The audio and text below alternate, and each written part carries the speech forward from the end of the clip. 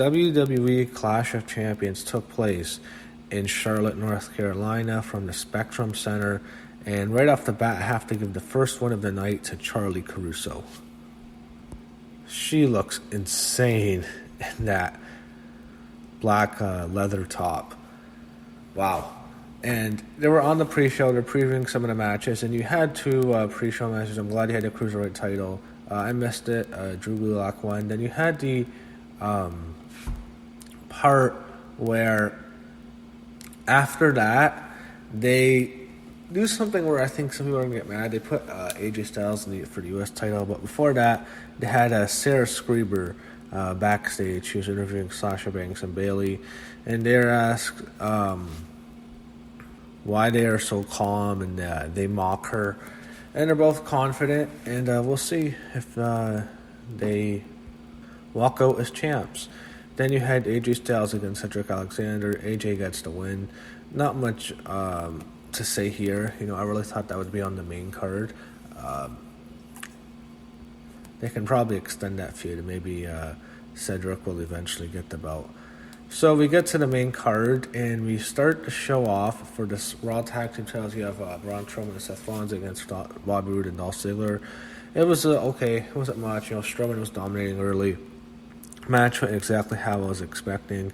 I thought it would basically just be it'd be a match, and Rollins would get pinned, and Roode and Ziggler would get the belts, and it would create tension for later in the show. And that's exactly what happened.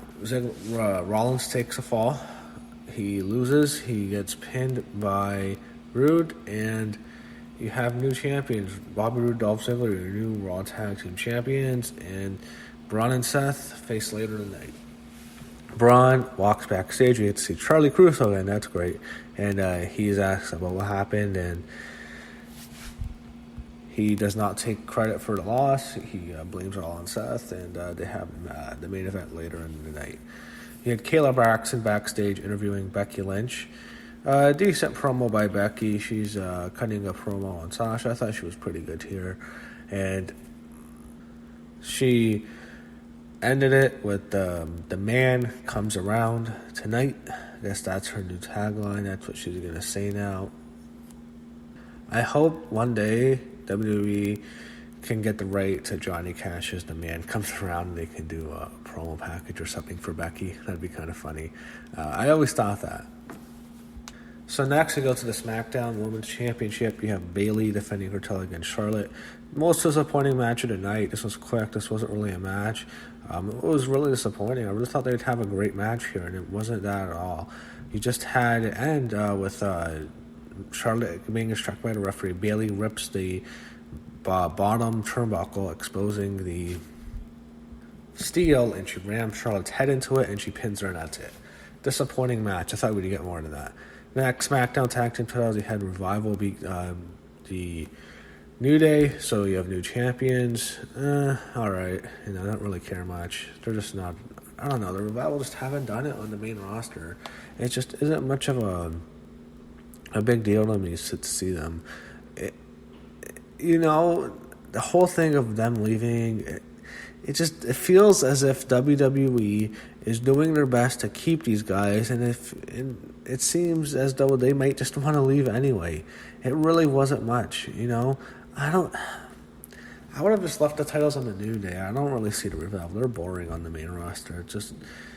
And the fans aren't that into it. And after the match, they cut a long promo, and they hype up Randy Orton and Kofi Kingston later in the night. Didn't go their way there, but they're your new SmackDown Tag Team Champions. They show Charly Caruso interviewing Alexa Bliss and Nikki Cross. And what they had was Alexa was talking, and then the microphone, like a giant microphone, gets in front of her, and it's R-Truth. And Alexa talks into the microphone and says, R-Truth is here. And once Alexa does that, all the 24/7 losers come out. They run and chase R-Truth away. And that's how that segment ended. Then you go to the women's tag team title match. You have Mandy Rose and Sonya Deville against Alexa Bliss and Nikki Cross. I don't know what they're going to do with Mandy and Sonya. I don't think they're really going to give them a major push. I thought by this time, Mandy Rose has been on the main roster for about 2 years. I thought they would have given her a major push. It just hasn't happened yet. Alexa and Nikki are definitely babyface. We know Alexa's a face now. We could say that. And it was okay. I mean, I think Corey Graves, everyone else at home really enjoyed seeing Alexa Bliss and Mandy Rose in the ring together. We didn't really see that much. Probably the two hottest women on the main roster. And you had Sonya ended with Mandy and Nikki. Nikki eventually gets her revenge on Mandy for SmackDown. And she pins her, she hits her finisher, hits a swinging neck breaker from the top rope, and she pins Mandy Rose, and that's it. Alexa Bliss and Nikki Cross retain their women's tag team titles. Basically a Raw or a SmackDown match. Not much, but they keep their belts and they'll keep pushing them. Well, I think they're going to do something with Nikki Cross. It seems like they have plans with her. So next you have the Intercontinental title match. It's Shinsuke Nakamura defending his title against The Miz. I did not care about this match. I'm just not a fan of The Miz, to be honest. I've never really have been. The match they have, it's a TV match. There just wasn't much to it. It was Sami Zayn being annoying.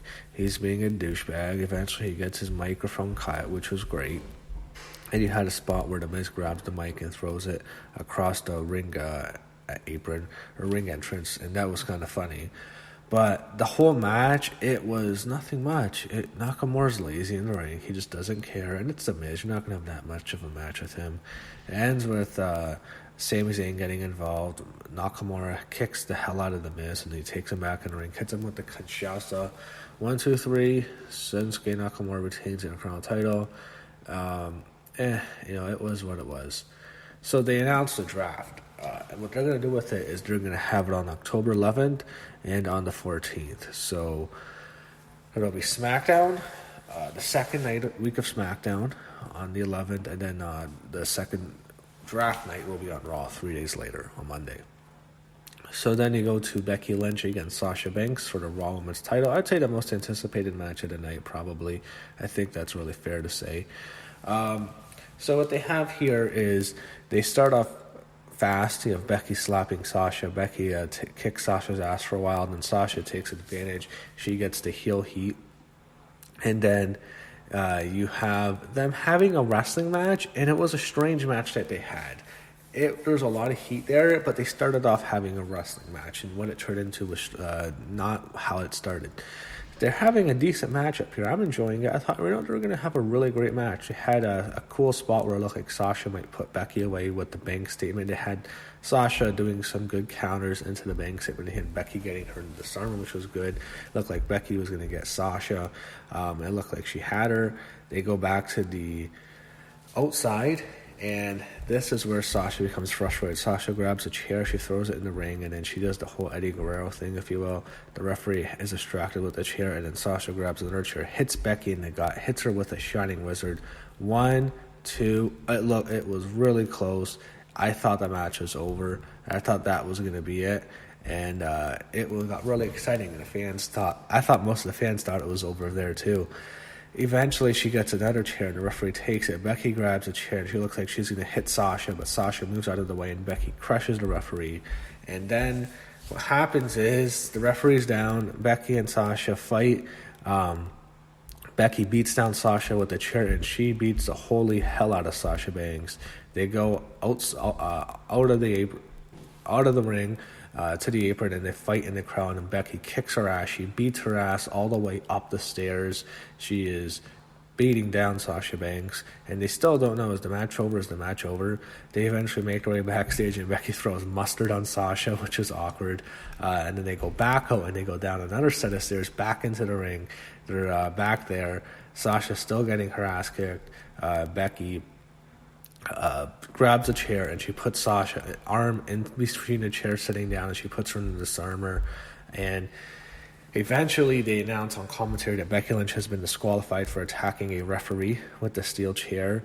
And that's it. And Sasha Banks has won the match by disqualification, and they announce it. Becky leaves the apron. Sasha is being attended to, so obviously the feud continues. Will they have a Hell in a Cell match? They could go that route. I don't think so, but they could go that route. It's a way to do it. You can't do that.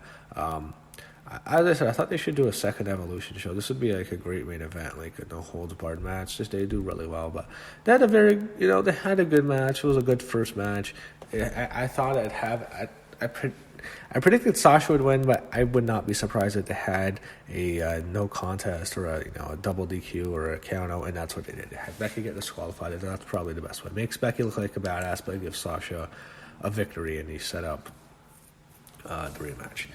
So next, we went to the WWE Championship. We had Kofi Kingston defending his title against Randy Orton. Kofi Kingston's reign has absolutely sucked.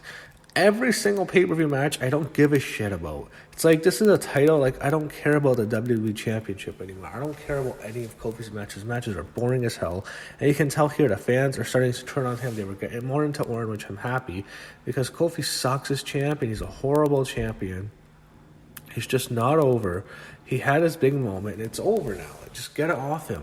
It was just a horrible match. I just did not care at all. No one could care. Every single one of Kofi's matches since he's been champion, he's had a big pay-per-view match. No one has given a shit about any of them. It's the truth. You don't like hearing it? It's the truth. No one cares about his matches anymore. It's just horrible. I can't stand it. I want this fucking title reign to end. No one cares. So it was a match, it was just boring. Randy Orton's slow style. Kofi, I don't give a shit about as champion. I just do not care. I want that title off of him so fast. He's fucking horrible as champion. One of the worst title reigns in a while. I think almost as bad as Jinder Mahal from 2 years ago. He's just not over. He has no confidence too. I think he knows. Whenever you see him cut a promo, it's a whole baby. It's just he's awful. The match just was what it was. It looked like Orton might win with the RKO. I was hoping it was, and the fans wanted Orton to win. They were more into Randy Orton here, and eventually Kofi gets a Trouble in Paradise wins. You got some boos for Kofi, which was good because his title reign sucks.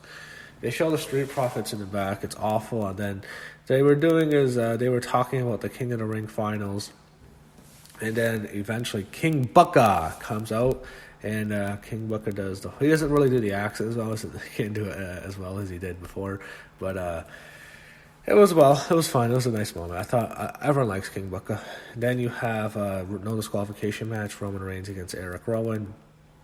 So it's a standard match at first, chairs, steps, beating each other up. One of the cool spots was Roman Reigns. He goes for like a Superman punch, but Roman catches him, and he throws him in the air, catches him in the powerbomb position, turns him around, and smashes him through the announcer's table, and that was a cool spot.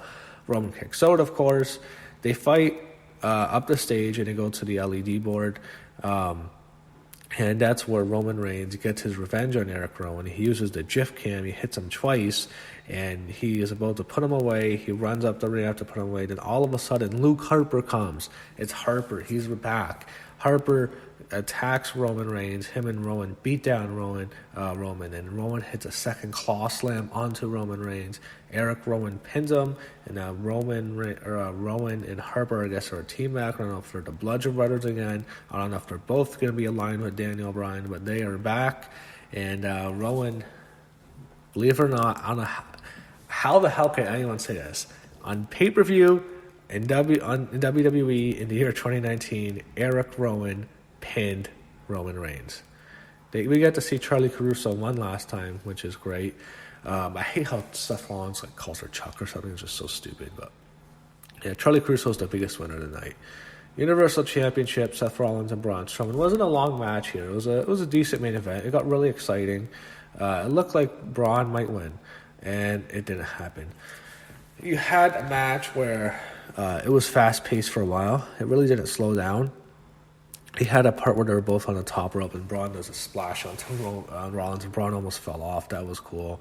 Eventually, it ends up with Rollins hitting 3 curb stomps. Braun kicks out at 1, then he kicks out 2, then he kicks out at 2.5, 3 of them. And then it looks like Braun might win, but then Rollins catches him with a pedigree, hits him with a 4th curb stomp. 1, 2, 3, Seth Rollins pins Braun Strowman as we all expected. After the match, however, Bray Wyatt comes out.